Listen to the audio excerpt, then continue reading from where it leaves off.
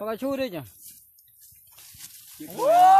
Này hạt đột biến này được mình cái gì gái ơi mình vẽ mừng đây gái mình nhẹ mừng chú mà mình mót đi hả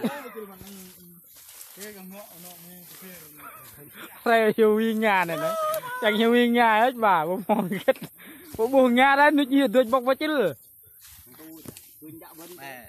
kính thưa quý ông quý bà hai cha hai mẹ vô hai vô anh chưa ra hát lạc đường từ ra hát đột biến mới về hạt đột biến này không biết đường ở đâu bây giờ nó gặp anh em nó mừng quá rồi nó mừng quá này còn anh này buồn bã rồi đấy chắc nếu mình chờ nó đi cùng với chiếc xe đó hai này nhầm đường rồi xe nó để xa lắm trời ơi nó ăn quả chua này giờ nó chết suốt ruột nó.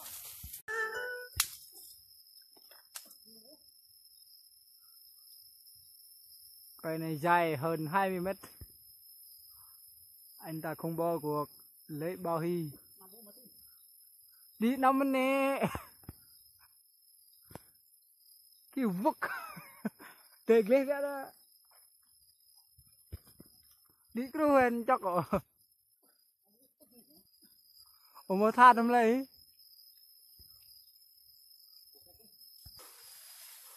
Tê không lấy được ngoài.